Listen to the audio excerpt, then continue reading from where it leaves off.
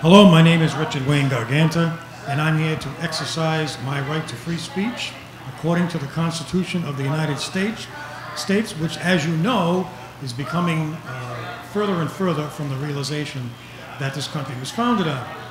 Anyhow, what I want to talk about today, very simply, was emergency preparedness. You hear a lot of people talk about preparing for emergencies. And there's a couple of things that I don't hear which are very wise to know about. There is a pill, I don't know if people know this or not, but there is a pill that they've come up with that can actually help people in some sort of a nuclear spill or nuclear attack of some kind. And it's called potassium iodide, and potassium iodine, and it's spelled like this, P-O-T-A-S-S-I-U-M-I-O-D-I-D-E, potassium iodide.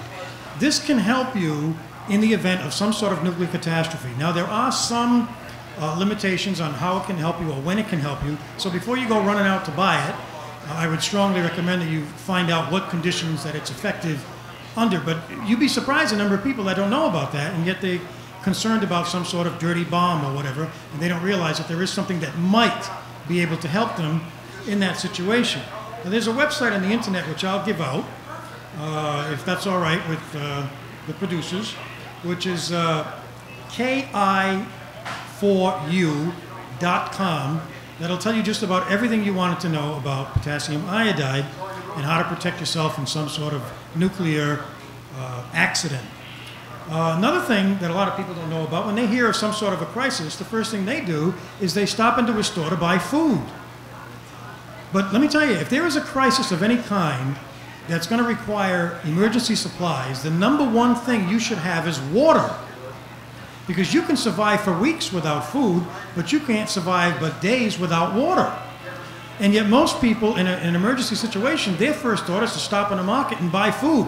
Run, if there's some sort of crisis where you need supplies over a week or two period, you get yourself some water first, because if you can't get any food, at least you'll be able to stay alive with water, because if you don't have water, you'll be dead in just a few days. You can survive for anywhere from 3 to 5 weeks without food. A lot of people don't know that. So water is the number one priority in a crisis, and then second would be food. So those three things are things that I don't hear about very often when it comes to emergency preparedness, and I just thought that I would let that information out for anyone who happens to hear it. Now that I've said that, I'll leave now. Good evening, everybody here at Nostalgia Lounge. My name is Elizabeth, and even though I don't speak very well off paper, I wrote something earlier this week that I wanted to share. And it's very rough, but it's sort of where I'm feeling right now, and I got inspired. So I wanted to speak to a few different people about something pretty simple called fear. We all have it. We all use it, we all abuse it, and we all manipulate it. I would like to speak to my government and tell you that I understand your fear. Your fear of not being number one. That type of security is difficult to let go of. I understand that. It's been such a long time since you've been able to let go of it. Your actions, your fear of not being attractive to the rest of the world. Your actions have simply failed your beauty, and you seem to need to realize this, that you're no longer beautiful in the eyes of the world. Your fear of slowing down. You know, we've been racing for the best to be so long, you know, for such a long time, just racing. We have to be the best. We have to be number one. I don't know about you, but I'm really tired. I'm tired of racing that race. I'd like to just step back for a second and, you know, maybe not be the winner this time. And that'd be okay. There's nothing wrong with second place. Your fear of being humble for so long. It's not the submissive position or a dichotomy. I promise you, your fear of being humble will not be looked down upon in history as the negative thing to do. Sometimes it's the right thing to do, and that's okay.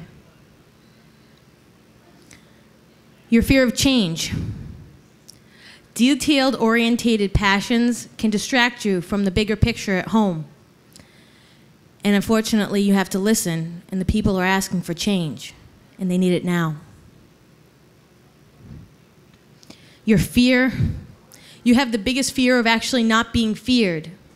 Instilling fear is not the same thing as leading with excellence. Do you understand that? That it's not the same? Your fear of letting us down. Well, I hate to say this, but you have. I'm feeling let down. I would like to speak to my fellow Americans and tell you that I understand your fear. Your fear of the reality that war could actually touch our soil one more time. That's a reality too foreign for most of us to even imagine, to think about it in our day-to-day, to worry about it in our day-to-day. Your fear of admitting fault or prejudice. You're not happy in your fear and how it makes you feel. You don't like the fact that anxiety and the way you're moving, it keeps you in a space that you're not exactly proud of. And I can understand that. But you have to admit it sooner or later, that it's part of your fear. Your fear of compromising to change. You're not ready to accept struggle or less than perfection in your Americanized lives. Perfection is just a state of mind, someone once said. Well, I'm striving to move away from working so hard, not being able to play, recognizing that anguish, fear, and sorrow is not part of my daily life. You need to recognize that change will come with compromise, and compromise will also affect your fear. You have such a fear of backing down. Attention to your family is not seen as a weakness. Attention to your state is not seen as a weakness. Attention to your community is seen as a strength, and that's a place to start. And that's why we're here. You seem to have a fear of our diversity, of which you used to embrace, now you seem to hate, of which we used to begin. Now it seems like we want to push everybody out and still have pull everybody in. There's something wrong with that. Why do we have so much fear?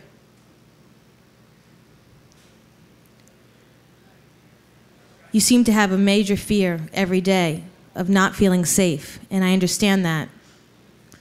But it's not your fault, because what we're fed on the daily basis makes us feel not safe. And I understand that fear. Your fear of the effort that is required to act instead of complain. I'm not complaining. I'm setting myself up. I'm in preparations. This is my way, and so should you. Complaining will never get you anywhere. You need to be mobile and act. Blinders are difficult things to remove, and I understand that because it's a very strong part of your fear. Most of all, I seem to think that you have a fear of being let down, but you have been let down. And I'm beginning to fear you. I have a fear that I will not change. A fear that I will not be strong enough. And a fear that choices that I will have to make. Will I choose fear? And will I live in false safety with my neighbors, my community, huddled in our homes? You know, I don't really know that one.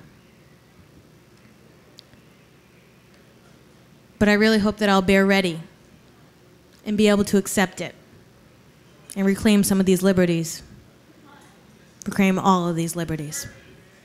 Thank you.